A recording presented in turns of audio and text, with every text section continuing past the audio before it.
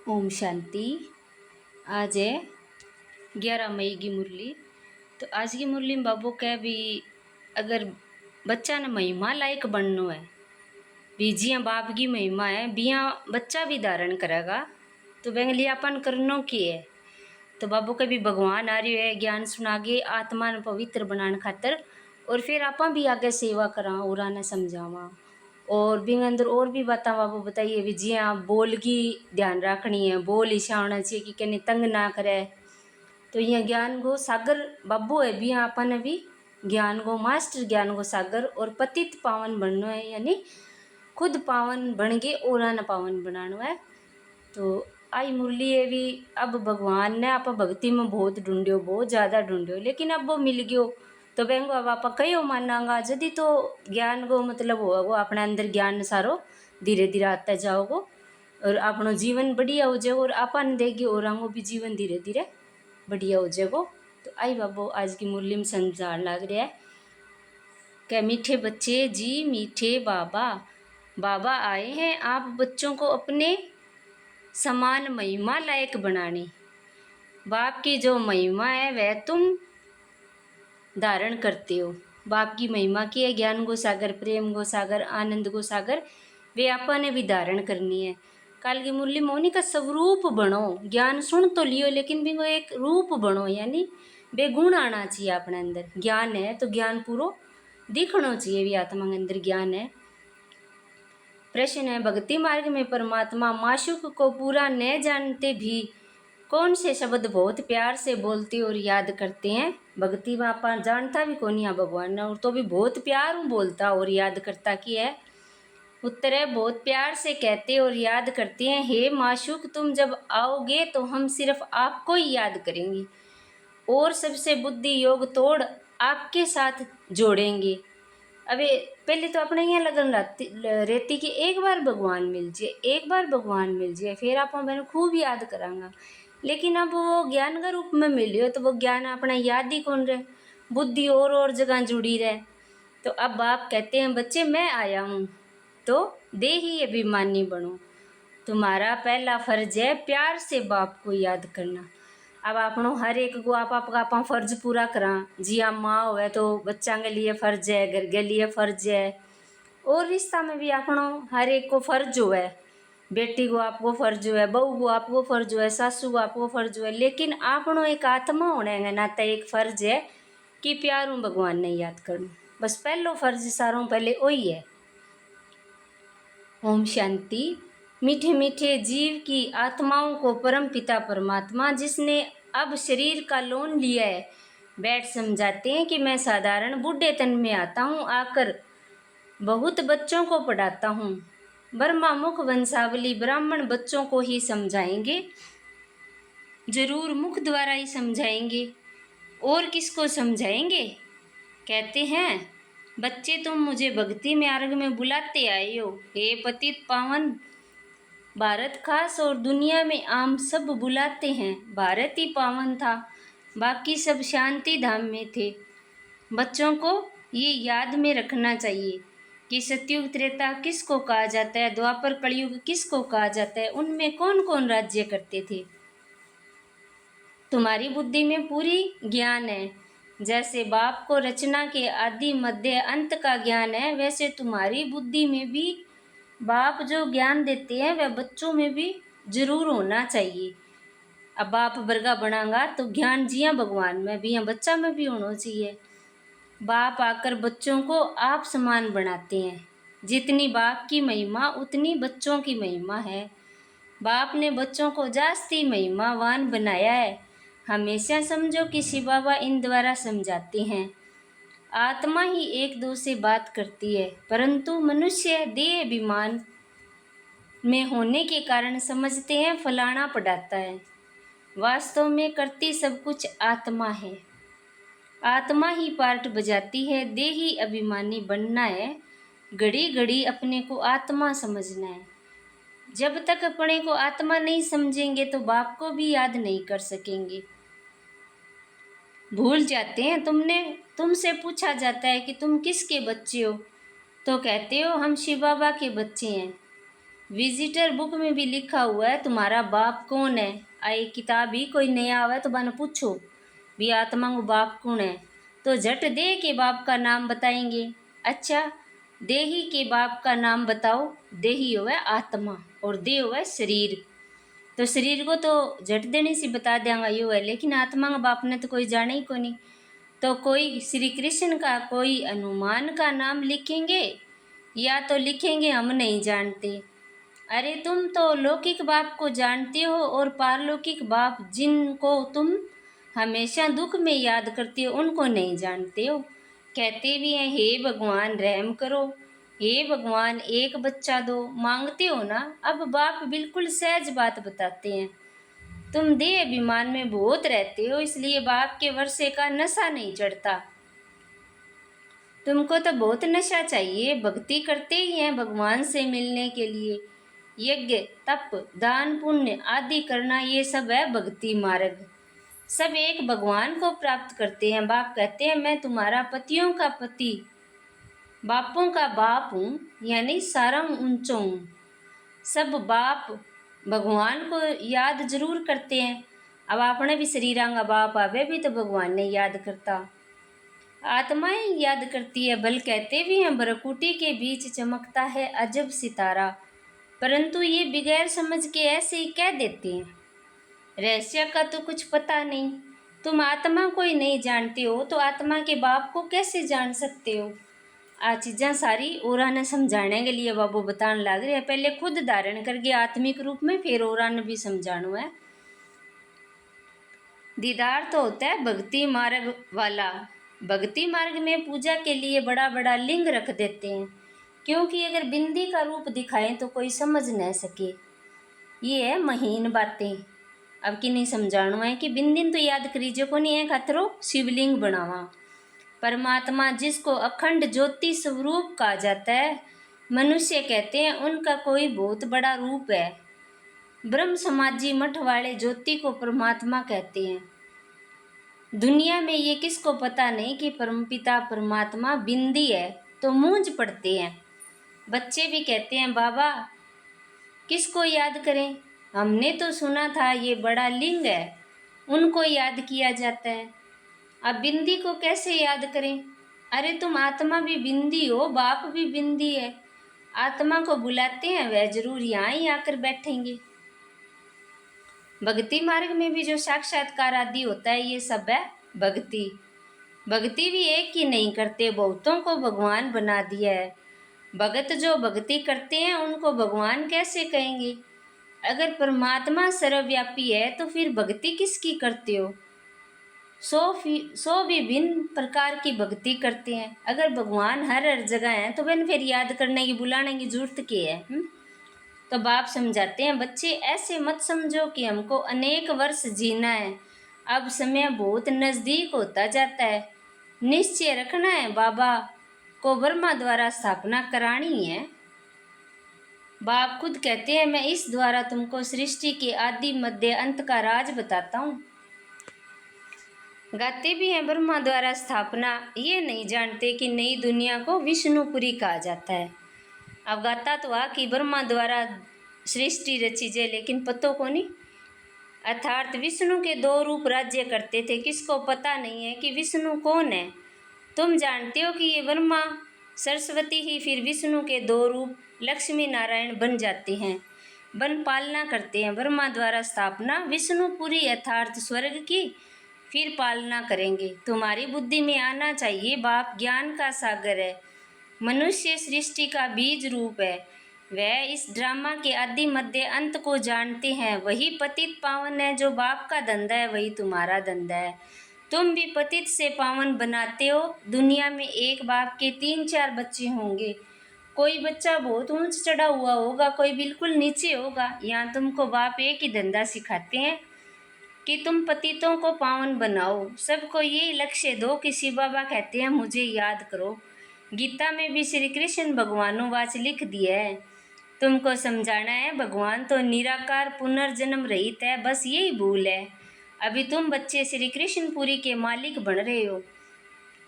कोई भी राजधानी में आते हैं, कोई प्रजा में, श्री कृष्णपुरी कहा जाता है क्योंकि श्री कृष्ण सभी को बहुत ही प्यारा है।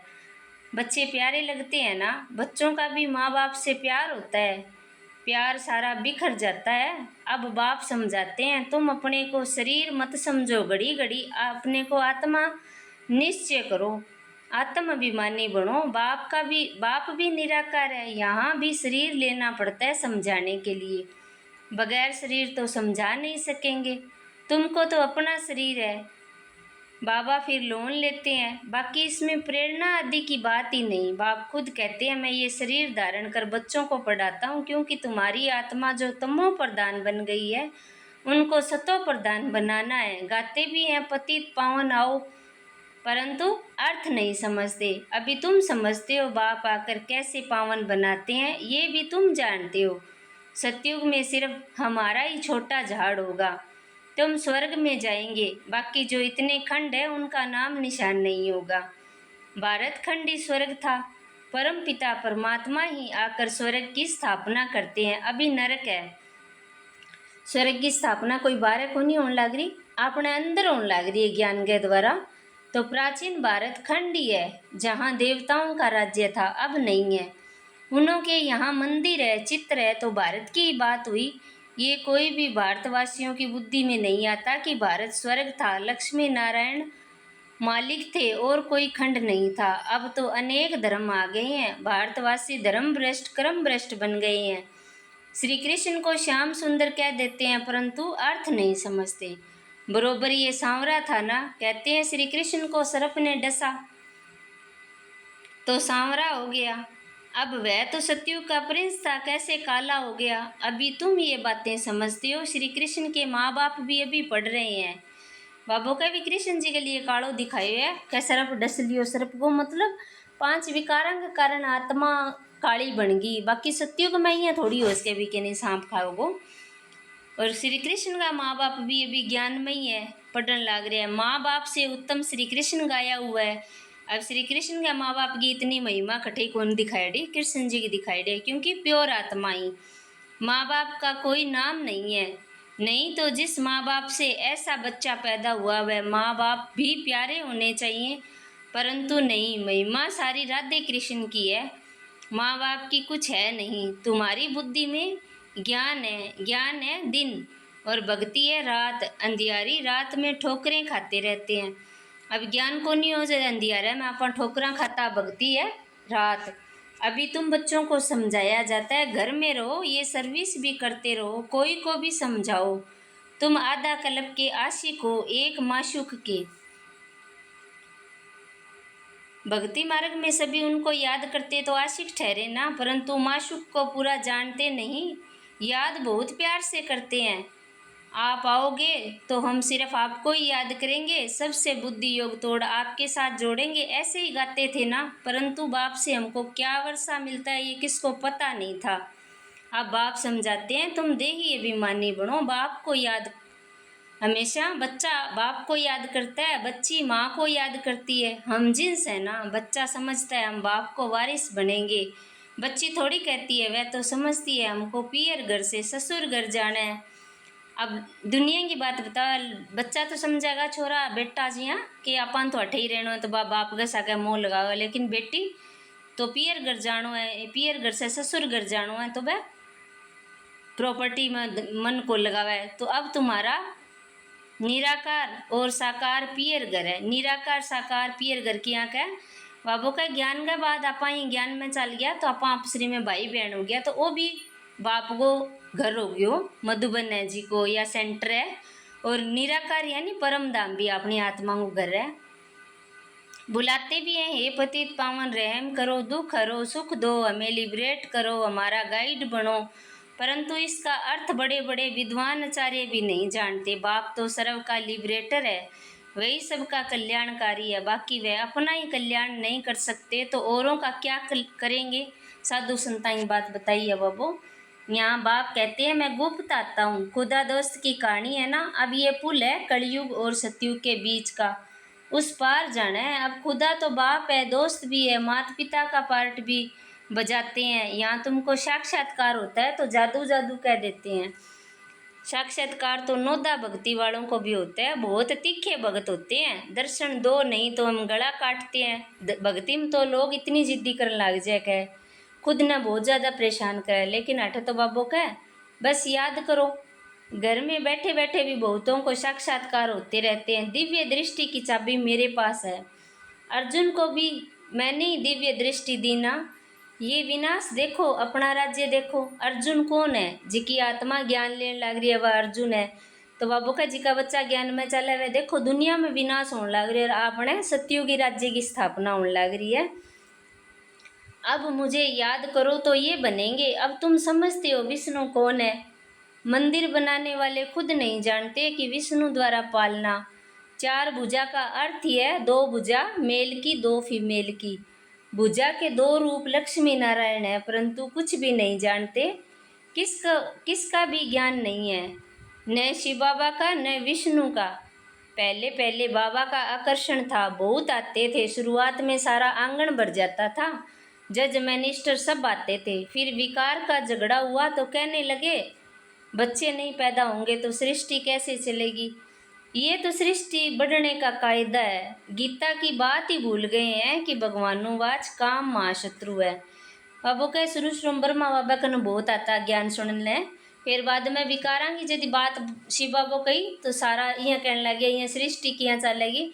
तो बाबू के गीता में देखो जिकी जिकी कामनाएं हैं, सिर्फ विकारांगी बात कौन कहने लगे। इच्छाएं मनुष्य ने दुखी कर रखे वे सारी छोड़नी है। काम महाशत्रु है, उस पर जीत पानी है। कहने लगे स्त्री पुरुष दोनों इकट्ठे आए तो उनको ज्ञान दो, अकेले को नहीं दो।